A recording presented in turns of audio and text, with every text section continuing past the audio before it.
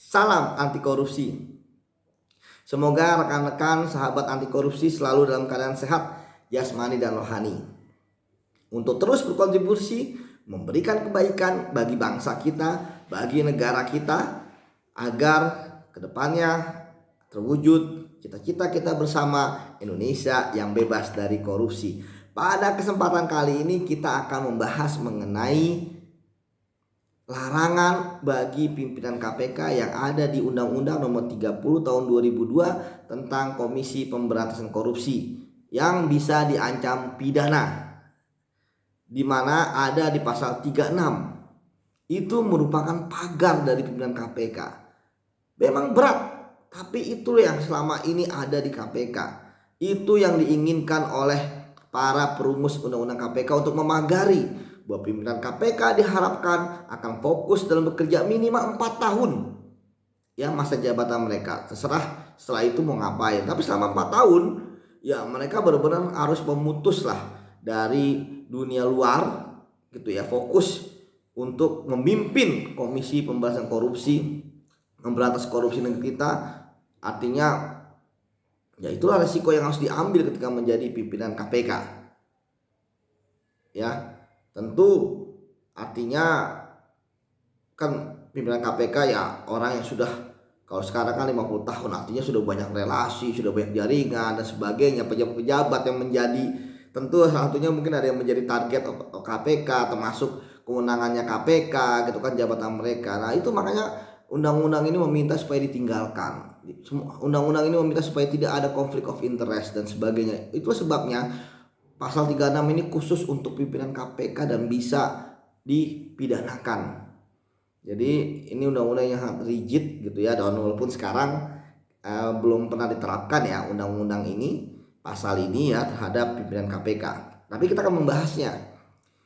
Pimpinan KPK dilarang mengadakan hubungan langsung atau tidak langsung dengan tersangka atau pihak lain yang ada hubungan dengan perkara tindak pidana korupsi yang ditangani KPK dengan alasan apapun. Mengadakan hubungan langsung atau tidak langsung ya, ini unsur yang pertama. Artinya harus ada suatu hubungan ya, baik langsung, entah itu ketemu langsung misalnya, ataupun tidak langsung ya. Artinya dengan komunikasi, sekarang kan ada handphone gitu kan. Kemudian di handphone itu kadang bisa jadi by telepon atau by messenger gitu kan. Mau pakai apapun ya aplikasinya. Nah itu kan tidak langsung seperti itu. Dengan tersangka atau pihak lain. Arti tersangka itu kan berarti kan sudah penyidikan ya, atau pihak lain yang ada hubungannya dengan perkara tindak pidana korupsi. Artinya pihak lain ini bisa siapa saja ya. Makanya kalau saya melihat ya tersangka sudah jelas gitu ya, berarti tingkat penyidikan ya, berarti kan pihak lainnya bisa jadi di atasnya dia derajatnya, misalnya udah terdakwa gitu ya, ataupun masih di bawahnya, masih proses penyelidikan. Karena di sini dijelaskan yang ada hubungan dengan perkara tindak pidana korupsi, artinya harus tindak pidana korupsi ya sebagai unsur selanjutnya ya, unsur ketiganya perkara tidak korupsi. Unsur keempatnya yang ditangani oleh KPK. Kalau tadi harus korupsi, jadi kalau bukan korupsi ya nggak bisa kena pimpinan KPK pasal ini gitu ya. Kemudian yang ditangani oleh KPK. Bagaimana jika misalnya kepolisian atau kejaksaan ya, kalau misalnya dia bertemu langsung tidak langsung ya, karena bunyinya adalah harus yang ditangani oleh KPK ya tidak bisa ya, paling hanya etik aja. Ngapain sih ketemu dengan tersangka yang tangani oleh pihak yang lain gitu kan, baik itu kepolisian maupun kejaksaan ya, fokus aja lah kerja gitu kan. Kalau misalnya di penindakan ya memimpin ekspos ya, untuk melihat bagaimana kinerja dari teman-teman penyelidik, penyidik dan penuntutan gitu kan, di deputi penindakan, atau mungkin nanti menaikkan tersangka atau menerima laporan progress report dan terhadap kasus yang sudah ditangani seperti itu. Kemudian yang paling penting di sini dengan alasan apapun. Jadi nggak ada alasan apapun bagi pimpinan KPK. Ya mungkin bagi pegawai ya memang ada perintahnya, penyidik ada perintah. Tapi kalau pimpinan KPK sudah jelas dengan alasan apapun ya itu sudah jelas. Jadi tidak ada alasan pemaaf ya. Jadi ketika ketemu tersangka gitu ya, eh, ya dia nggak bisa karena sudah bunyinya seperti ini. Ya walaupun kemudian nanti ketika bertemu ya dengan alasan ini sebagai ya alasan bisa dicari lah seperti, tapi kita kembali ke aturan bahwa nggak boleh pimpinan KPK mengadakan hubungan langsung atau tidak langsung dengan tersangka atau pihak lain yang berhubungan dengan perkara tindak pidana korupsi ya yang ditangani oleh KPK ya dengan alasan apapun. Jadi seperti itu. Jadi ini sudah jelas pimpinan KPK memang menurut saya dengan pasal ini ya nggak boleh lah bersentuhan dengan pihak-pihak berperkara ya, dan jelas alasannya apapun. Kemudian yang B ya, poin B-nya huruf B kecil, menangani perkara tindak pidana korupsi yang pelakunya mempunyai hubungan keluarga, sedarah atau semenda dalam garis lurus ke atas atau ke bawah sampai derajat 3 dengan anggota KPK yang bersangkutan. Jadi dia tidak boleh menangani ya. Di sini contoh paling konkret ya, dia declare ya.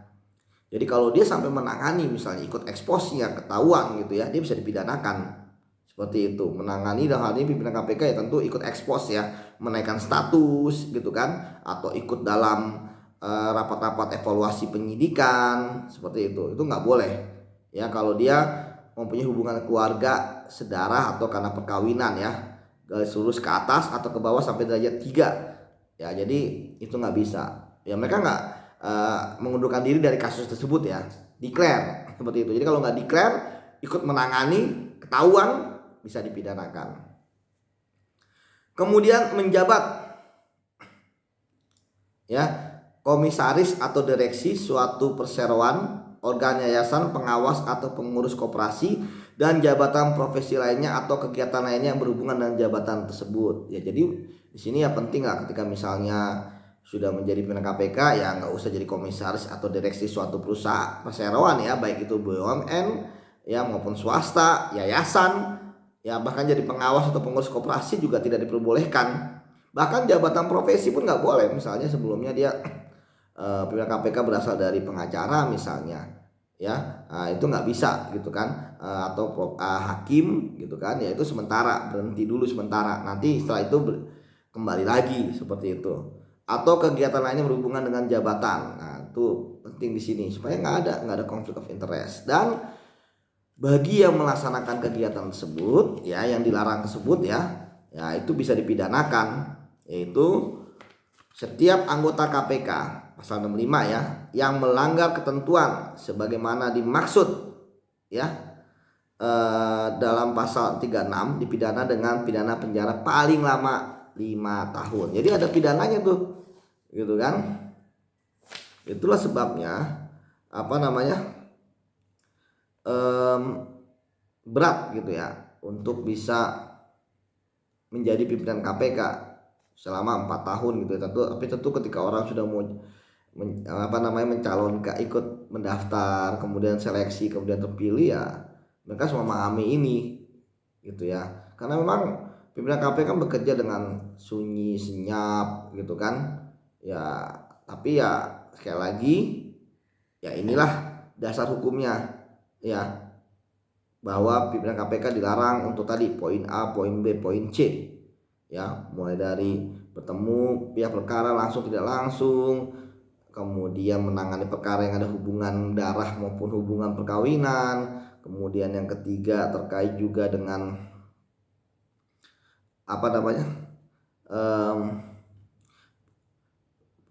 perkara ya, kemudian menangani perkara, kemudian terakhir biasa agak lupa terkait dengan ikut ya menjadi pengurus, baik itu perseroan, koperasi gitu ya, ataupun juga profesi seperti itu. Jadi itu teman-teman ya terkait dengan larangan bagi pimpinan KPK dan bisa dipidanakan ya. Namun sampai sekarang ya pasal ini belum pernah diterapkan.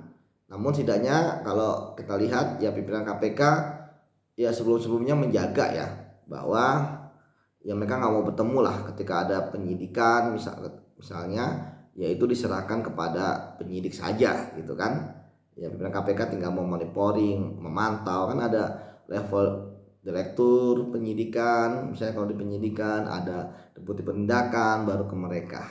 Oke, demikian pembahasan kita, bahwa kita tetap berpegang teguh pada asas legalitas gitu ya, bahwa apa yang ada di aturan ya itu yang harus diterapkan. Ya ketika misalnya ternyata sampai saat ini tidak digunakan, ya itu kan aplikasi, namun setidaknya ada nilai idealisme di sini. Demikian pembahasan kita, sampai ketemu pembahasan berikutnya. Salam anti korupsi.